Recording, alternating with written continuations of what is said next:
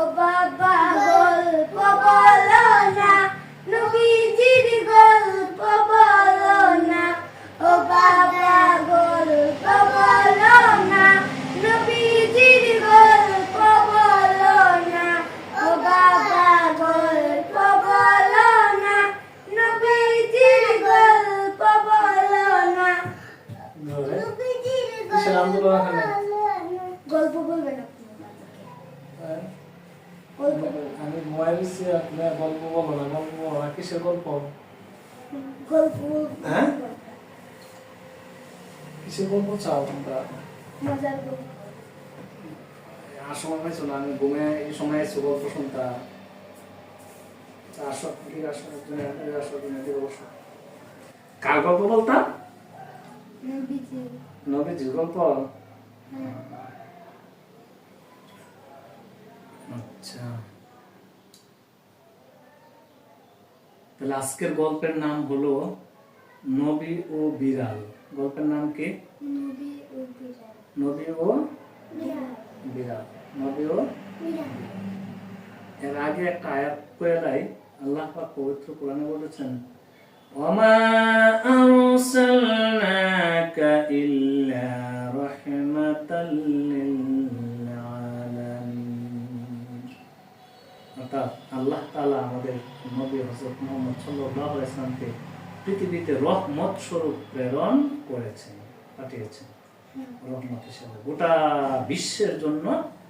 আল্লাহ পাক রব্বুল আলামিন আমাদের প্রিয় নবী হযরত মুহাম্মদ সাল্লাল্লাহু আলাইহি ওয়াসাল্লামকে রহমত স্বরূপ পাঠিয়েছেন। ঠিক আছে, একটা অর্থ।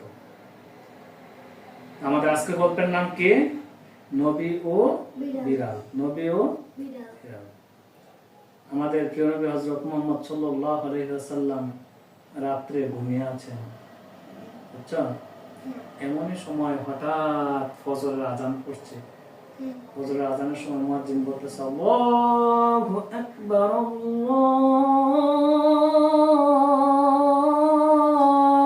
আল্লাহু আকবার, আল্লাহু আকবার,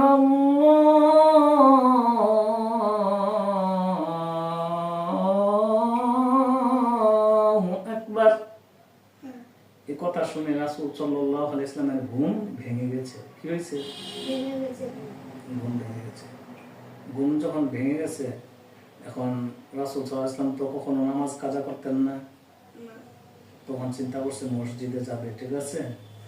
এখন আমাদের মতো এত এত পাঞ্জাবি, এত এত পোশাক আশাক রাসূল সাল্লাল্লাহু আলাইহি ওয়াসাল্লামের ছিল না, বুঝছো? রাসূল সাল্লাল্লাহু আলাইহি ওয়াসাল্লামের একটি মাত্র চাদর ছিল, আর ওই চাদরটার মধ্যে বিড়াল শুয়ে আছে। এই চাদরের মধ্যে কি শুয়ে আছে? বিড়াল। কি শুয়ে আছে? বিড়াল। বিড়াল শুয়ে আছে। বিড়াল যখন শুয়ে আছে, তখন রাসূল সাল্লাল্লাহু আলাইহি ওয়াসাল্লাম চিন্তা করলেন যে এখন আমি কি করি? এখন যদি এই চাদরটারে নিয়ে যাই, ঠিক আছে, তাহলে বিড়ালটার ঘুম নষ্ট হয়ে যাবে, বুঝে আসছে? আর যদি এই চাদরটা না নেই, তাহলে আমি কিভাবে নামাজ পড়বো? আমার তো নামাজ পড়ার কোনো উপায় নাই, ঠিক আছে? কারণ একটা মাত্র চাদরই ছিল রাসূল সাল্লাল্লাহু আলাইহি ওয়াসাল্লাম, বুঝছো? এখন কি করবে? এখন চিন্তা করলো, আরে আমি এখন কি করি? বিড়ালের ঘুম নষ্ট করব না আমি নামাজে যাবো? কোনটা করবো, বুঝছো?